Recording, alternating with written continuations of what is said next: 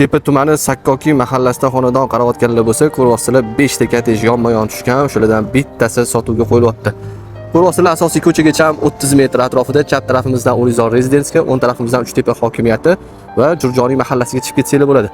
Kommunikatsiyasiga keladigan bo'lsak, bu yerda gaz, svet, suv, kanalizatsiya hammasi mujassam bo'lgan joy. Mana shu 5 ta ketma-ket tushgan kottejlarimizni oxiridagisi sotuvga qo'yilyapti. 1-3 sotixli yer maydoniga. Endi sizlar bilan ichkarida planirovkasini ko'rib chiqamiz. Bitta mashina qo'yishga joy qolgan, ko'ryapsizlar planirovkasini. Bu yoqda qo'l yuvish jo'rakligida o'rnatilgan. Binoyimizga kirishimiz bilan chap tarafimizda bu yoqda kuxonlik qilib qo'yishgan ekan. To'g'rimizda общий sanuzul joylashgan bo'lyapti. O'ng tarafimizda yana bitta xona bor, ko'ryapsizlar.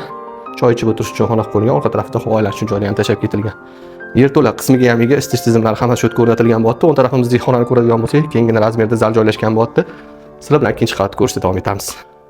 Ikkinchi qavatga chiqishimiz bilan chap tarafimizda kengina zallar tepasidagi xona joylashgan bo'lyapti. O'ng tarafimizda yotoqxonani ko'rishingiz mumkin, ota-onalar yotoqxonasi. Chap tarafimizda xona bolalar yotoqxonasi. To'g'rimizda общий sanuzul joylashgan bo'lyapti. Umumiy hisobda xonalar soniga keladigan bo'lsak, 5 ta xona, 2 ta sanuzulga ega bo'lyapti. Narxiga $105 ming so'rashyapti. Albatta yana kelishadigan joylari bor.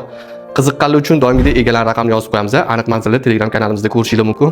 Bu videoni Sakkoki atrofidan kichkinagina, xichamgina kottej qidirib yurganlarga jo'natib qo'yasizlar. Inshaalloh ularga manfaatli bo'ladi.